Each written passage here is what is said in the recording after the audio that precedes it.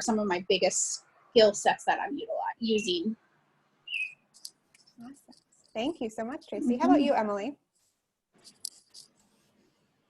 Okay, so it was transferable skills, and what was the beginning part? Just a little bit more about your background and what you do in your role and how those. Yeah, that's what I thought. Okay, so as the owner and director of a small business, I do almost everything. All the business stuff is kind of on me. Programming. I do have help with, we have a yoga teacher training program. So those that are seeking their 200-hour certification through Yoga Alliance, we have a teacher training program, which a number of the teachers help out with. But, you know, like any small business owner, I'm kind of like doing it all. I don't necessarily have a managing director right now. I'm doing that on myself.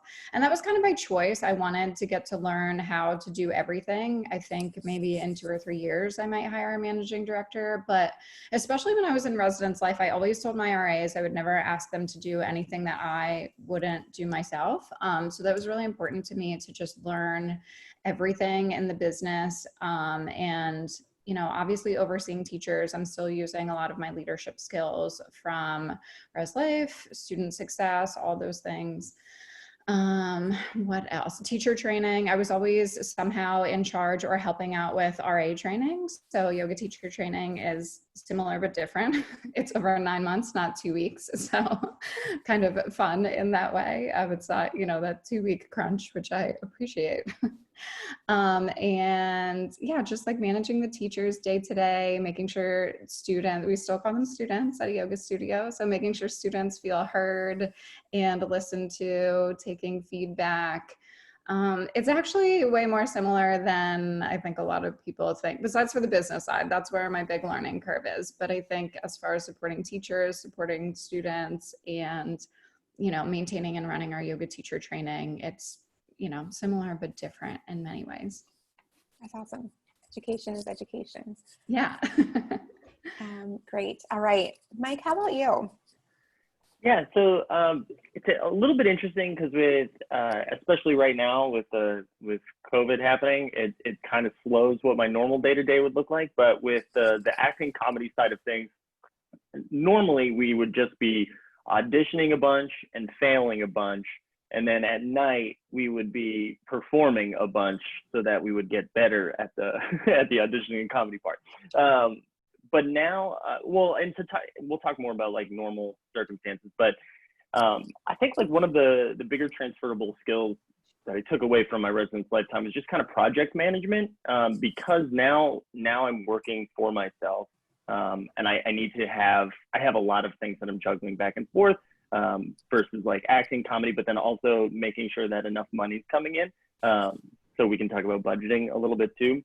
But those are the two main things that I took away from it. And then the other thing too, I would say understanding team dynamics has come in pretty helpful, because there's a lot of collaborative work that's happening in the arts and in comedy itself. And I think there's not a ton of practice with group dynamics, with stereotypically speaking about the field. I don't think that it's a little bit more combative and competitive. So to kind of approach it that way has been interesting and has allowed me to, I think, move through the ranks a little bit quicker, because they're like, oh, you know what? If you had to choose between working with people who are fun to work with and who are not fun to work with, you usually just pick the fun people who will follow through on stuff. So that has been really helpful, and it's been a surprise for the transferable skills. Yeah, I think that's it. That's awesome. Thank you. And then Kristal, what about you? What are the transferable skills and everything that you've had? Yeah, so I mean, on the day-to-day, I work directly with patients a lot, doing education with them, making sure that they understand what their plan of care is. But I also supervisor role is my last role in higher education. So a lot of that the supervision skill set has transferred over and really helped me to work with the staff that I have here. I think a lot of the team building aspect that, you know, we get in higher education, working with students, helping to build up, you know, their organizations, helping them to kind of manage those organizations is really here as well. And also I think the other skill, you know, in higher education, we kind of learned to navigate, you know, the politicalness of higher education and kind of navigate different silos and things like that. Well, you know, in healthcare, silos exist here as well as they do in a lot of places, you know, in life in general. And so I think having that skill set for the higher ed world has really helped me to, you know, navigate the different places that we work with here, from a hospital setting to the outpatients. There is some overlap and there is some teamwork that has to go on there. So having that skill set to kind of manage different partners from different backgrounds in different areas has been helpful as well. Awesome. Thank you. All right, so I'm curious, and I know this is going to look a little different for our panelists because y'all are in kind of different paths in this, but what about like the first year on the job, which, you know, I know like Emily, for example, you know, you're just starting, but there's a lot to learn there. So maybe it was like preparing for your business or something like that, but I'm curious about the learning curve. So what were some of the biggest challenges, and then how did you fill any gaps, or how are you filling any gaps that exist there? And we'll go ahead and start with Emily this time, if that's all right. Okay, so I do want to say that my crisis management skills have helped me, like Mike mentioned, because we are currently in a global pandemic, if nobody was aware, which means I bought the yoga studio on January 1st, and then I had to close the doors temporarily on March 13th. And it was like a roller coaster, because it was like the best day of my life, like dream. You know, I never thought I'd own a yoga studio this soon. And then it was like one of the worst days of my life when I had to shut the doors. I had no idea how to navigate that at first. We kind of rushed to get classes up on Zoom, which was very helpful. And I am just so fortunate because the owners, the previous owners had owned it for 15 years, and they have agreed to kind of stay on as consultants. So I'm paying them to do that, but they agreed to stay on. So they have been like invaluable for me. So I think if I didn't have those, I would have quickly looked for an expert in the field and someone else that did have 15 years experience. So I think just reaching out is something that you should always do if you feel like, you know, you are in a crisis or you just don't know what to do. Like, reach out to an expert in any field. I think that's good advice. As far as filling gaps, I think the hardest parts for me were, again, just the business side, because like I don't have an MBA. I took a couple MBA courses in marketing and management and such, just because we got free classes in higher ed. So I took advantage of that here and there. But I had no idea how to, you know, like get an EIM number or make myself a real business, or you know, budgeting, like Mike mentioned. There's just a lot that I'm still learning, because again, you know, it's only June. I'm like 6 months on the job, 3 of which are in a crisis. So going with the flow too has just been so important, and trial and error. Like, I have failed many times in the past 6 months, just small things like how we had teachers log on to Zoom, or if I was going to stay on the Zoom or not, or, you know, like now we're looking into having a program that kind of runs it all for us. Like, there's so many things that you'll fail at in the first couple years probably. And I think you have to be accepting of that and kind of not beat yourself up, and have a support system around you, obviously, to tell you like you're doing your best, even on, you know, your worst day. It's like you did your best today and supported your teachers and supported the studio. So yeah, I'm sure there's many other gaps that I haven't recognized yet. Knowing your slow time too, like summer's already a slow time for yoga studios because it's a hot yoga studio and we're right outside of Philadelphia. So everyone in Philly goes down the shore for the summer. That's like a thing. I always called it the beach, and then I moved to Philly and I'm like, oh, down the shore. So just managing that cash flow and like knowing that you're going to have roller coasters through budgeting and money coming in as well. Thanks, Emily. I think I remember when you posted on that wonderful day when you opened your business. I think maybe you did a post in probably the Expats, like how you were so excited that you had opened it. Yeah, and so right. Good luck to you in navigating roller coaster. I'm glad you've been open soon. Fingers crossed. Absolutely. Thanks. Thanks. Mike, how about you? Another kind of interesting question for your path. First year, tell me about the learning curve.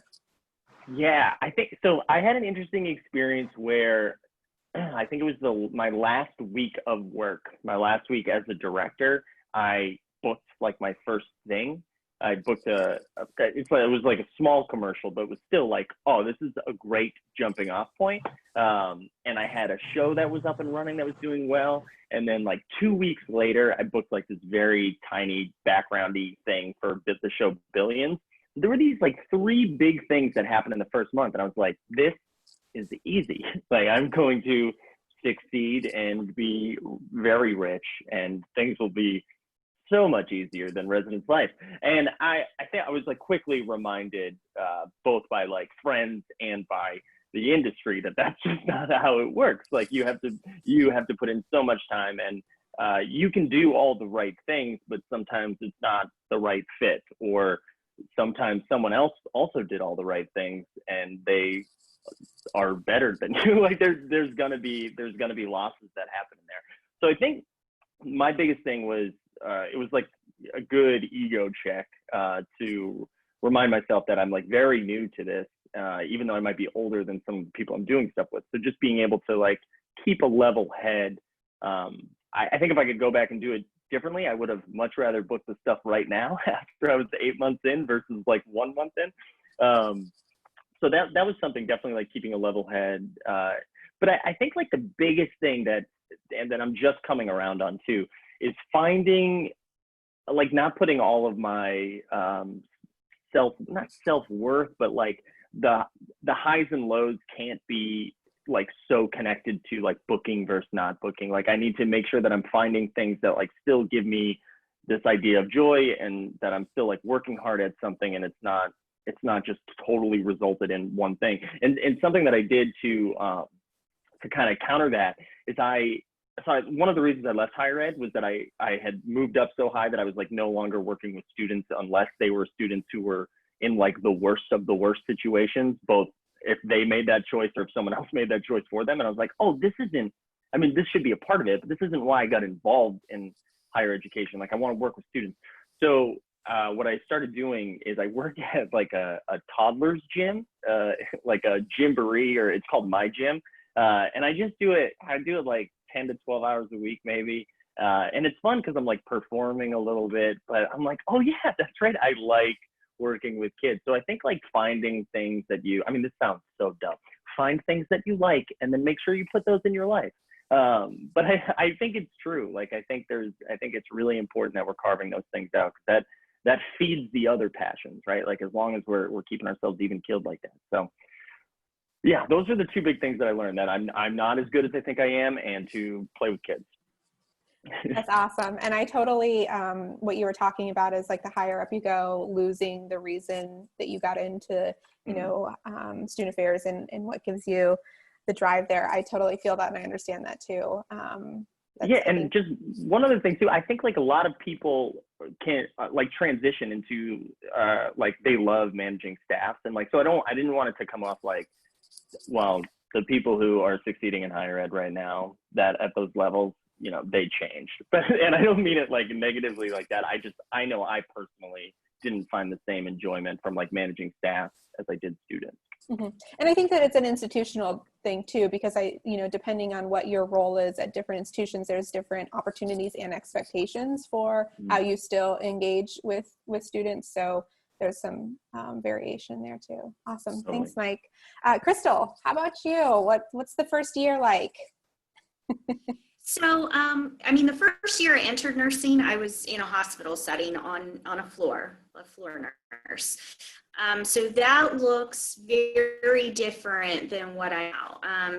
That first year as a nurse was, it was a little crazy. I had to reimagine and rethink what my day looked like compared to student affairs. In some sense, I was still working crazy hours with very long days, 15-hour days, but for a different reason. I had to, your day, all of your deadlines are condensed into one day. So, you know, in higher ed, we typically get, you know, maybe a few days, maybe a week, or, you know, we have months to work on a project or, you know, special event or program. Well, you know, as a floor nurse, you have all of these things you have to accomplish during your shift.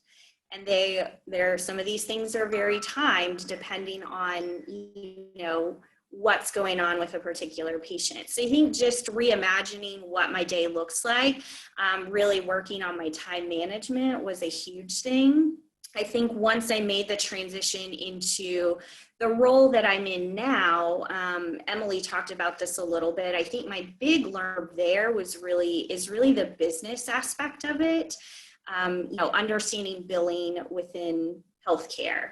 Understanding coding within healthcare. There's all of these nuances to working with insurances and to bill, you know, the testing that we do and to bill the visits that we do. And, you know, can the doctor put this in his note? Can we bill for this? Can we bill for that? Can we add that to our schedule? So the biggest learning curve for me in this role has been definitely the billing side of it, the money side of it. And so that's something that I still am, you know, focused on, still trying to learn more about, and making sure that I understand, you know, how that impacts what we do on a day-to-day basis and what role the clinical staff plays in making sure that things are done correctly. Great. Thank you so much. And last but not least, Tracey, what was your learning curve, and how are you addressing any gaps that you had there? Sure. So I've been in my role for July will be 2 years, and for my full-time role, but I taught the lesson side for an extra year and I did part-time. I've got 2 kids with different abilities, so we moved to an area to be close to my family, and then I found part-time work to go around appointments for my kids and school for my kids because we have a lot. And so I started the swimming aspect. I swam when I was a kid, and I can do your basic like freestyle, backstroke, breaststroke. It's the other stuff that I'm like, oh, I spent a lot of time on the pool deck with my boss, and I go, so why are we doing that? That's my biggest learning curve, has been the actual technical, like, why do we do what we do to teach people how to swim the way we teach them? But all of the learning concepts that we use in student affairs, I bring with me to my lessons. And so I work a lot with it's called a rec side. So the little kids, all the way up to the adults who have never stepped foot in the water or maybe almost drowned when they were kids. And so I'm doing a lot of like positive self-talk and positive think with those groups. And then my learning curve is then going to swim team and watching the seniors or the national level swimmers and going, so what is different here? What is different there? And then the Y itself pre-COVID was offering lots of trainings, and we were putting me in a path to become a trainer for not just swim instruction, but other aspects within the Y. So whether it's computer systems or front desk or customer service, they have a whole structured curriculum for everything. It's very similar to higher ed, maybe not as well thought out, or maybe not as much with the adult learning concepts, but it's still very structured with lots of thought process put behind it. So we were pre-COVID, I was supposed to be going through and doing some additional trainings to help fill in some of those gaps for me. But my supervisor came up as a swimmer, and she is a swim coach and she swam in college. So she can help me fill in that side, and I help her sometimes with those adult learning concept sides. That's awesome. Mm-hmm. Right. Well, thank you. Okay, so now I'm curious, what is your favorite part of your new role, and what is your least favorite part of your new role? I think Mike, we'll start with you this time. All right. My favorite part, man, I can't imagine this comes off great. I love being my own boss right now. I think that's been my favorite thing. I don't, if I need like a mental health day, I don't feel like I have to spend 45 minutes crafting an email to explain that to anybody, that I can just take that mental health day. I feel like I've been pushing myself a little bit harder because I've been my own supervisor. So I really have enjoyed that. And that's not to say, I don't know if former supervisors are in here right now. I think you all have been great.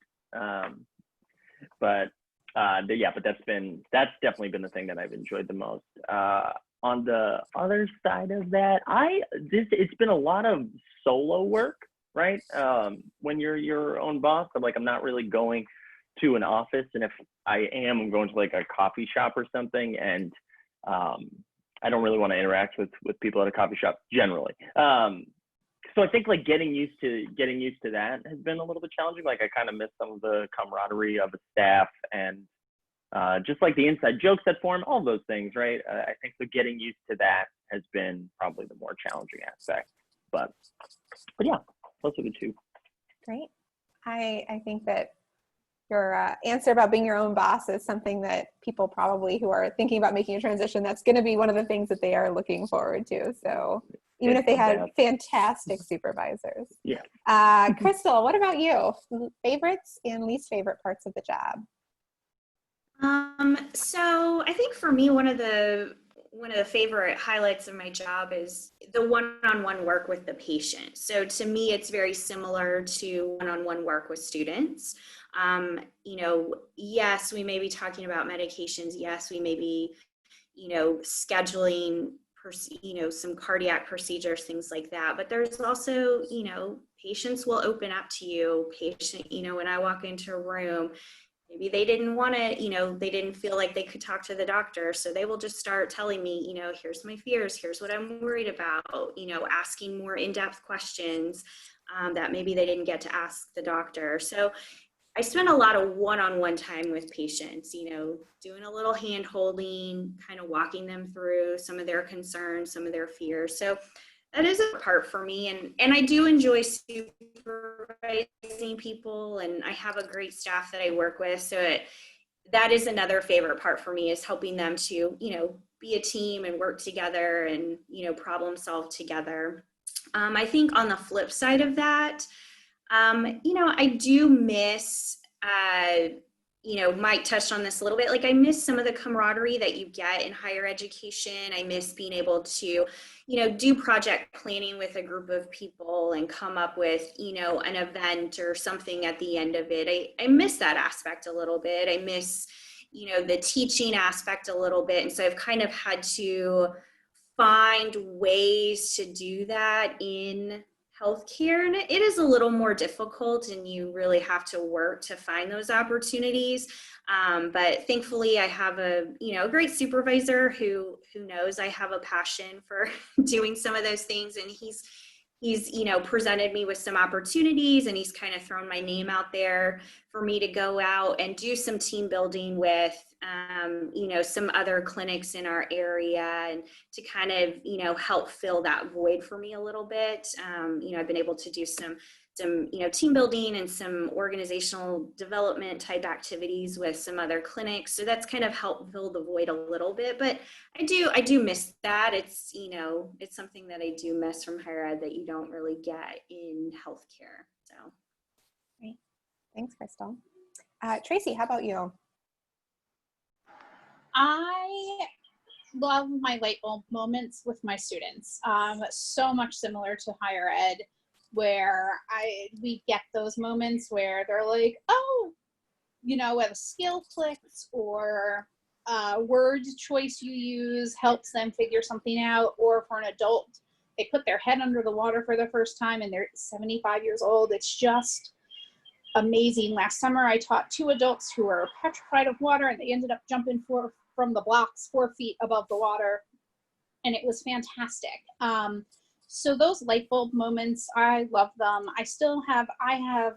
We have a small director level staff, full-time staff at RY. So it's very collegial, but there's also a lot of politics, just like there was in higher ed. But we, because we're a nonprofit, do a lot of fundraising, and that has never been something I'm good at, nor is it something I enjoy.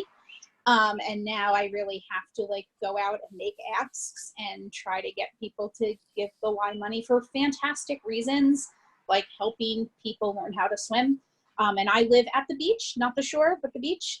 Delaware is the beach, Jersey's the shore, and we are surrounded by water.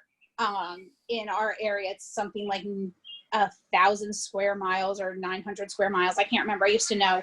So it's a really necessary skill in our area. But I don't like going out and asking people for money. It's just not something I'm good at, nor do I enjoy. So, but those light bulb moments when people get it is just amazing.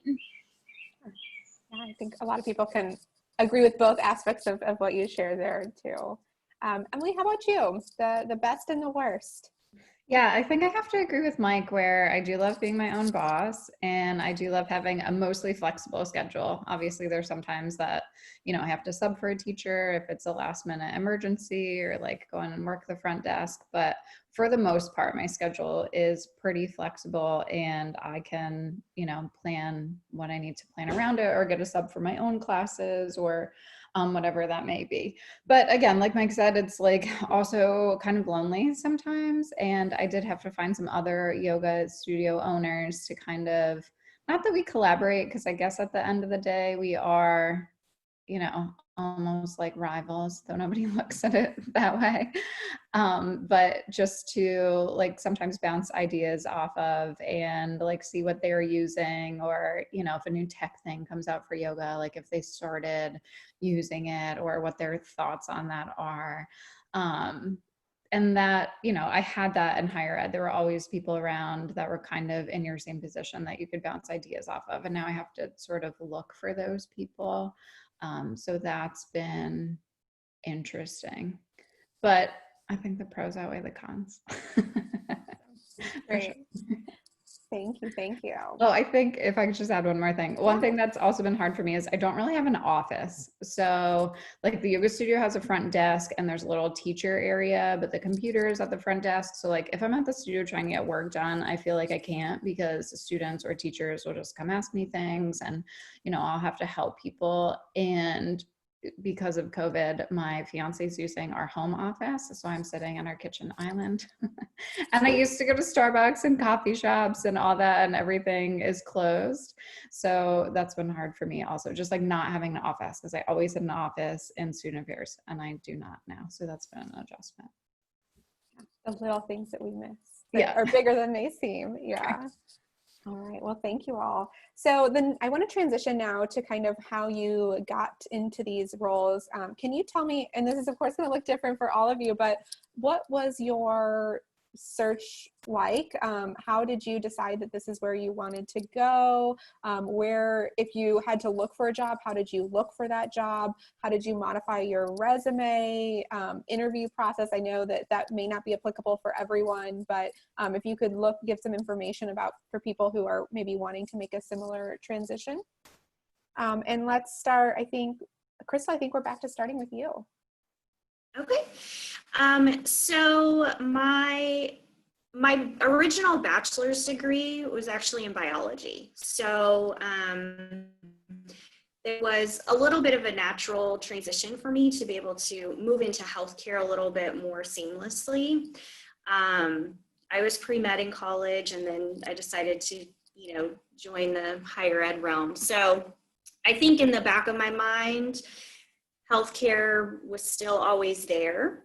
And it was something that I actually kind of toyed with and played with and for years. I would, do a little research, and then I would get too nervous to make the transition because, leaving a career is hard, and, I enjoy having a paycheck. And so, I would just get too nervous and just keep doing, the stuff that I was doing in higher ed. And finally one day I just, I was ready to move on.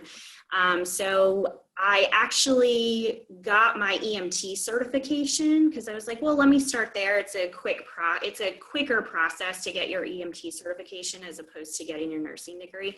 So I actually started there while I was applying to nursing school. I did have a few while I was working on those tracks, I got my EMT certification thinking, oh, well, I can work as an EMT if I don't get into nursing school right away.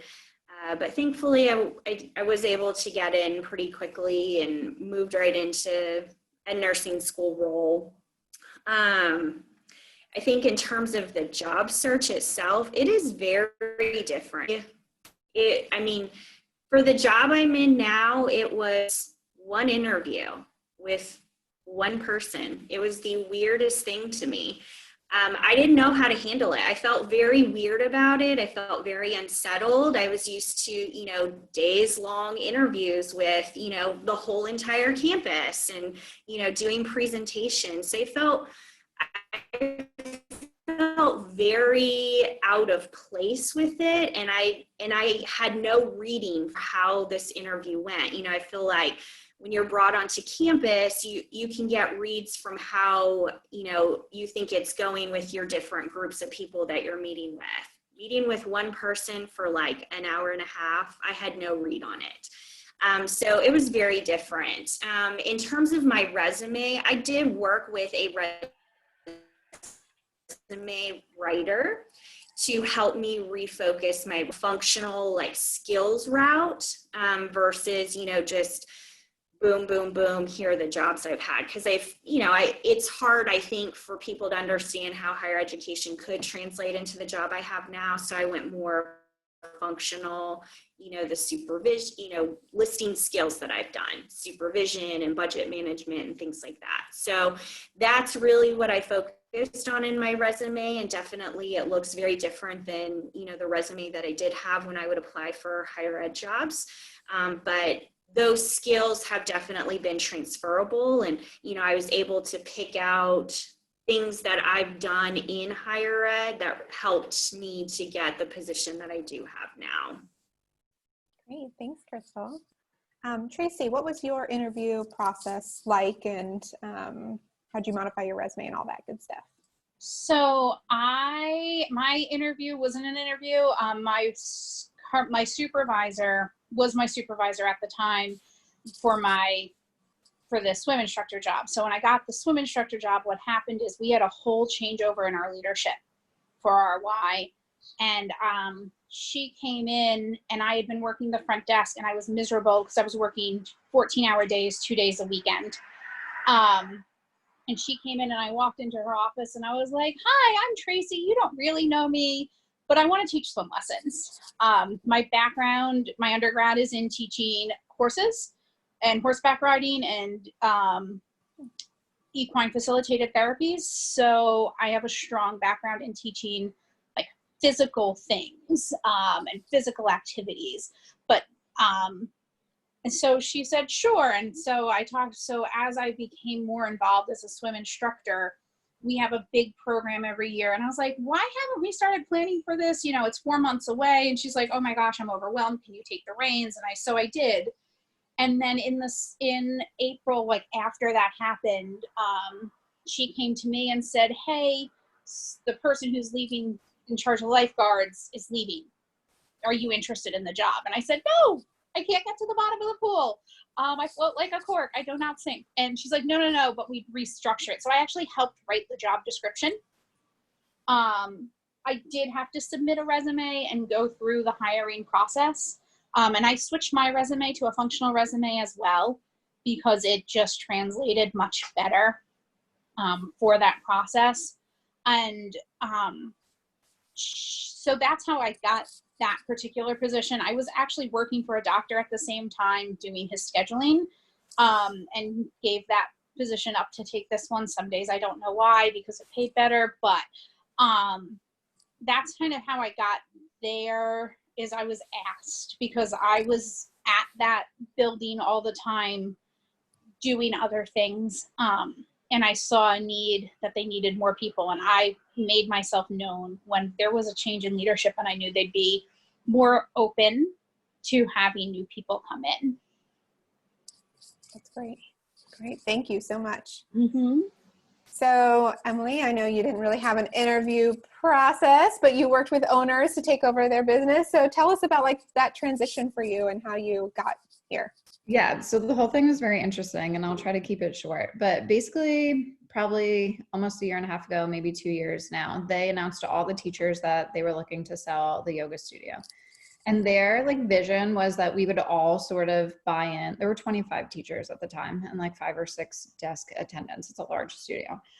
So I don't know, they had this like community ownership idea. And obviously we were all like, this is a horrible idea. There are too many cooks in the kitchen. And like people just started falling off. Like we were all interested at first and we had a couple Zooms and, you know, whatever. And then people just kind of fell off. And then it just kind of, I don't know, like disappeared for a little bit. Someone became the managing director. She did that for about 9 months. And then when she just left the managing director position like that September. So I'd reached out to the owners and I said, hey, like, I'm really interested in this managing director position. If you're looking to hire another one, like, let me know. And then the owner, it was a couple. So Kara and Brian are their names. Kara was like, let's chat about it, you know, after your class on whatever day. And I was like, okay, do you want me to bring a resume? Like, should I change after I teach this hot yoga class? She's like, no, you're fine. So we ended up chatting and she told me that they were still looking to sell. So I said, okay. And then they had 2 other people that were interested. And I don't really know what it came down to on their end, but they eventually told me, you know, a couple months later, October and November, that they wanted to sell it to me. And, you know, my fiance helped, even though I'm the only name on the business. But, so yeah, it's funny because I had said to my fiance at the time, I was like, you know, this is crazy because it's like potentially the most important and most like huge jump in my career. And it's a position that I never applied for, you know, never really like interviewed for. And he was like, Emily, you've been interviewing for that position since the day you walked in the door of that yoga studio, because they knew my temperament. They knew I always went with the flow. I did my yoga teacher training there. So they like knew me. Anytime schedules needed to change or they had to drop a class of mine, I always understood. I never like threw a fit. So I think that's really important, especially for people that are just in a volunteer role, maybe that they love, or like this was always a side gig for me. I worked 9 to 5 and then worked or taught 8 to 10 yoga classes a week at different places. So like, it still gives me chills to think about that like I'd been applying for the job, you know, so to speak, for like the past 9 years and never even thought about it. So you never know who's watching and you never know, you know, like what could become something huge one day. That's awesome advice. Great. Thank you, Emily. And Mike, how about you? Similar where you're interviewing all of the time, right? But yeah. Tell us a little bit about that.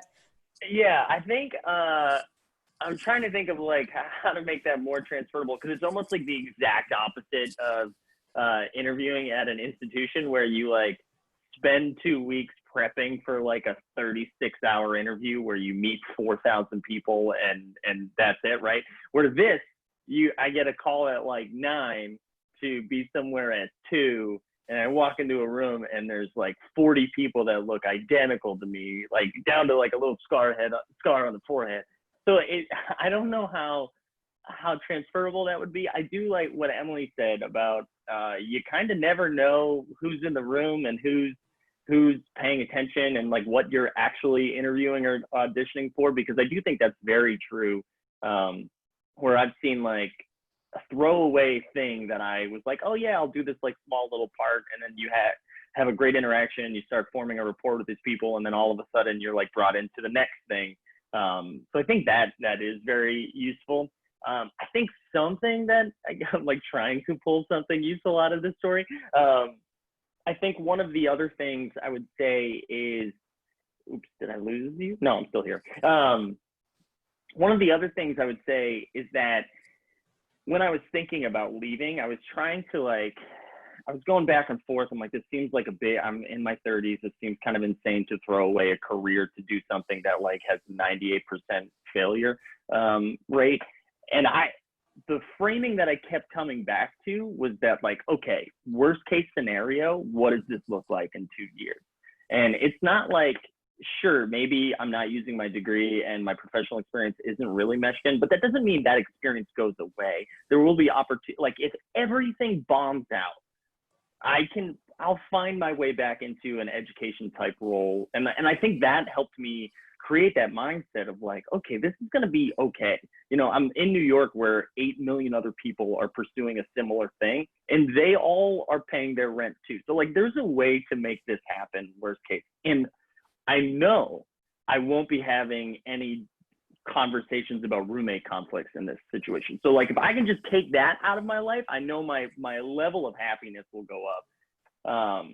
So I think that was so important. I also just had a conversation with a student about like, they were about to graduate and I was like, it's really important, you know, he was weighing a couple of options. And I was like, if there was ever a time to take creative risks about something you're passionate about, now's the time. And I'm having this conversation while in a role that I'm like pulling my eyes out. And I'm like, I'm the biggest hypocrite in the world. It's time to go. Like, I can't keep giving this advice if like they're looking at me, they know I'm someone pursuing comedy and they're like, oh, okay, thanks, Mike. Thank you for the advice that I can see you're clearly following. So I think all of those combined, I don't know if any of this is useful, but there we go. I think it's so useful. I think that, you know, a lot of people are shaking their heads in agreement. And so thank you all so much. So I want to make sure that we have time for questions. There is one in the chat already. If you have a question, just so for the order of it, go ahead and put it in the chat, or if you would prefer to speak it, you can just type question and put it in the chat, and that way I can unmute people in the order who put it there. But as you're kind of putting those in the chat, I have kind of one last question from my standpoint, which is, are there any professional associations, listservs, social media groups, or any resources? And we do have a document. It's on this slide here that's on your screen. It's a bit.ly link, so it is case sensitive. So, you know, let me know if you have any trouble with that. But our panelists have some of them have already offered some of these resources, and so you can find that there. For those of you who maybe joined a little bit late, please know that Kristal is not featured on this slide, but we will absolutely get that updated and get her information in there as well if you're thinking of going into that healthcare field. But I guess if we give people a chance to get their questions in, and if you all, starting, I think with Tracey, could let us know of any, like any resources that you recommend for folks who are looking to go a similar path. So just for the YMCA in general, because it's a national organization, they post everything, and I put it on the document on a national listserv that anybody has access to. But if that's an area, and it's more than just swimming, they've got membership, and that's a huge, every time when I was working the front desk and the membership role came open, I was asked by multiple people if I was applying for it. And I always answered, no, I got out of that life a long time ago, because it's very, very, very customer service. People are upset with you lots of times. But your local branches or fitness centers even always have jobs posted on their website. So it's really just, and then getting to know people. Always good advice. Thank you so much. Emily, how about you? Yeah, if people are interested in the yoga world, Yoga Alliance is kind of like our governing body. It's like the NASPA or ACPA of yoga teachers and yoga studios. And then Yoga Journal just always has a ton of resources as well. And honestly, I used Indeed.com when I was first looking for like managing director positions. I'd type in like managing director yoga studio or fitness studio, and I'd put Philadelphia. And I did actually get a couple interviews. This was like years before I bought Verge, but I did get a few interviews. One was at a yoga studio right down the street. So I think just like not forgetting what we would call basic like job search engines. If you aren't interested in a field, sometimes it's a good place to start, and then you like can learn others from there. Thanks. All right, Mike, what do you have for us? Yeah, I mean, if you are, this is so broad, right? But if you are thinking about doing anything comedically or acting wise, I would recommend like researching your local theater, like your local community theater, whether it's an improv theater or whatever, and just kind of taking a class and seeing like how that feels, what speaks to you about it. Because there's so many different directions you can go. And that's how I started. I actually was just trying to get a little bit better at public speaking when I had gotten like my first professional job, and I took an improv class, and I was like, oh, this is a lot of fun. And that kind of blew up into something else. So I think that, like, sure, there's books you can read and Facebook groups or whatever to join, but I think the real place to start is kind of taking a class and see how it feels and see what speaks to you. Great, thank you. Okay, Kristal. So, I mean, for nursing, there's a lot of associations out there. There's the American Nursing Association, which is one of the bigger nursing associations. There's specialty nursing associations as well, meaning like I am part of a group that's for cardiology nurses. There's always your state board of nursing, Texas State Board of Nursing. I'm in Texas, so the Texas State Board of Nursing. So I mean, when I was first starting out, those were places that I started going to for, to kind of give me a better understanding of what the path may look like for me, or what educational opportunities existed, what nursing programs existed out there. So, and I mean, even if it's not nursing you're interested in, if it's another realm of healthcare, there's gonna be governing bodies, associations that exist for, physical therapists, food and nutrition services. Even if you just, you want to start as a medical assistant or a patient care technician, or an EMT moving up to a paramedic, all of those have national organizations, national bodies, and local and state organizations and bodies that license you. So, I mean, those are always great places to start to kind of help you figure out what are some programs in the area that you could start looking into. Awesome. Thank you so much. Okay, so we do have a question in the chat. So Michelle wants to know if any of you have ever second guessed your decision to transition out of student affairs, and if so, how did you find certainty or reassurance in making that change? And I guess I'm going to kind of think that maybe a lot of you have, so I'm really curious to see that answer.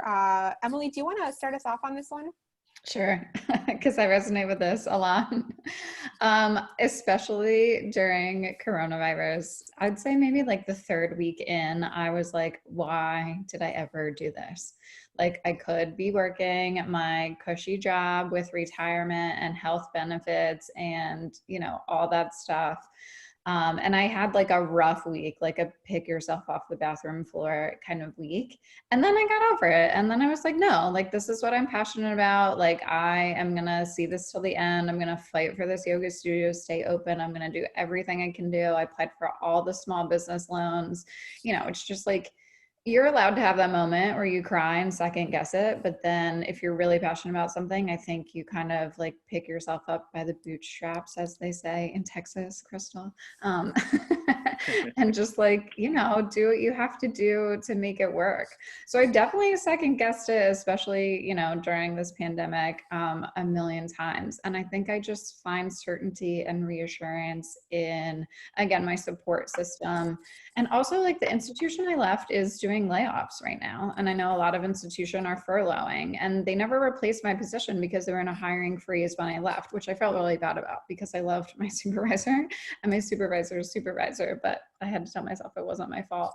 But I could potentially not have a job right now. Like, I keep telling myself, oh, it'd be great, to just still be in student affairs, but who knows if I would have been laid off in April. You just never know. So I think if you care about something, you're passionate about it, you fight for it till the end and make it work. And then if you have to make that decision, to leave, or God forbid, I'd have to close the yoga studio, like Mike mentioned, like, I can always go back to student affairs. Higher ed isn't really going anywhere. Some of the smaller colleges might not make it after all this, but most of them will. And, there's always that to go back to. Awesome. Great. Thank you. Mike, any second guessing from you, and how are you getting through that if so? Yeah, I mean, I do second guess it quite a bit. Like, it was kind of crazy to, follow your dreams and then the world be like, hey, we're not into dreams right now. So that's definitely prevalent. But I also, I'm thankful that I did this, but I did a lot of like writing towards the end of my time as a director. And I can just go look at that. And I'm reminded that, like, sure, I could have a little bit more money and better health insurance, but I would be miserable. And I would rather have crappy health insurance and be a little bit emotionally stable, a little bit more emotionally stable every time. So I second guess it almost every single day, but I don't think I second guess leaving student affairs. I think I second guess like leaving a full-time job. And I think those are two different things to separate. I can get another full-time job. But I don't, again, I don't care about your roommate conflicts. It's just going to keep coming back to that. I don't want to do that anymore. All right. So journal about not wanting to deal with those roommate conflicts, right? Yeah, really. Yeah. It is kind of funny to be like, hey, listen, journal about what you hate right now. So that way next year, your hate journal will remind you it's good. Awesome. Great. Thank you. Kristal, did you have any second guessing? Oh yeah, for sure. Nursing school sucks. It's hard.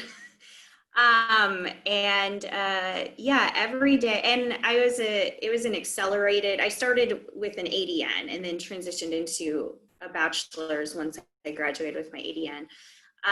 That ADN program was a fast track program, so it sucked. I did nothing but school like every day for 14 months straight. And every day I thought, I left a full-time job with like a paycheck, and here I am living as a student again. So yeah, it sucked, but there were so many moments along the way where it gave me the hope and like the understanding, like, this is why I'm doing it. You know, I'd have interactions with patients, and it would be what I needed that day to say, this is why I'm doing this. This is why I left higher ed and why I'm going into nursing. I'd meet other nurses and other healthcare professionals. And I mean, just every time along the way, when I was wondering what the heck I did, there was someone there, a little sign to say, this is why you're doing this. And I will be honest, the pay and benefits is much better now for me than it was in higher education. So while that wasn't the main factor, that certainly now is something that I have enjoyed. I get, more work-life balance. I get to have a life outside of work. When I leave work, it stays at work and I don't take it home with me. And so there's a real, a cutoff there for me. So yeah, every day, 14 months, I wondered what the heck I did. And now that I'm on the other end of that, I look back and I'm like, okay, it was definitely worth it for sure. Great. Thank you so much, Kristal. Tracey, what about you? I tried to get back. We moved to be close to family, and the area I'm in there's not a lot of higher education, especially places with residential life. And so I tried to get back into it when I originally left, and it didn't work out. And there are definitely moments where I'm like, I miss it. I miss the challenge and the support and the thinking maybe a little bit more outside the lines and the diversity. I live in a county that's right on the Mason-Dixon line. And parts of the county, my parents said when we moved here 20 some years ago, are still fighting the Civil War. So days like that, or interacting with people who maybe haven't had the opportunity to learn as much, make me wish I was back in higher ed. My job is not like that, but sometimes the area I live in is like that, and that I'm like, well, if I could get back to higher ed, I could have more broad discussions. But overall, I found things that fill that similar need to want to connect with people and to help them have those light bulbs. I tell my supervisor, she's an awesome person, this is not the job. This is not my dream job. I like swimming. I love teaching the kids to swim, but it's not my dream job, but it's a great job for what I need right now. And I think that's one of the biggest things, is learning that sometimes the job you have is the job you need right now in this moment. to get you to wherever your next one is, whatever that next piece is. So some days I'm like, maybe I should just go back to higher ed. It's much more stable, and I'm, even though the hours are crazy, the hours I'm working now are crazy because kids are in school from 9 to 5. And so I have to do admin work and then go back and do non-admin work. But overall, do I miss it? Not really. Okay, thank you. And I think that that's really important that, you know, where you're talking about sometimes you have to take something that's not your dream job. And I think that that can be challenging sometimes because many of us got into higher ed and student affairs because we did kind of identify it as a dream job and a dream path. And so to find out that maybe it's not, and then to have to take what is not another dream job or path right off the bat can be disheartening and for those of us who are finding ourselves there. So this has been so fantastic. I don't know if there's any other questions that we have. I'm not seeing any in the chat. Please let me know if there are any more questions at all. But panelists, anything else that you would like to share before we wrap up?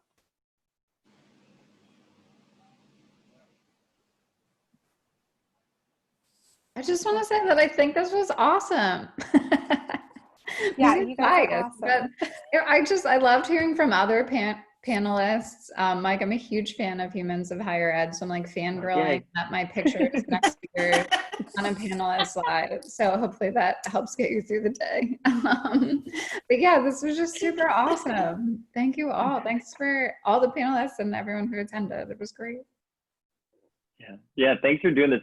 And speaking of Humans of Higher Ed, as another reason to like remind myself that I didn't, that I have no regrets about leaving, some of the information that we receive about what's going on, it also serves as a reminder as to why I left. So throw that in there too. And I would say, so Michelle posted here, you know, change is scary, and it is. I mean, it is scary, but I mean, I think we all deserve to take chances in our life. We owe it to ourselves to, you know, to take that chance and to make that change. And it may suck in the beginning, but I think, you know, if you can find something that fulfills the need that you have right now, that can get you somewhere later on. I mean, I think you all deserve to take that chance on yourself. And don't, you know, yes, it's scary to leave a full-time job. We've all done it. And, you know, it's scary to leave that paycheck. But if there's something else out there that you're passionate about, you should find a way to make it happen for yourself. Yeah.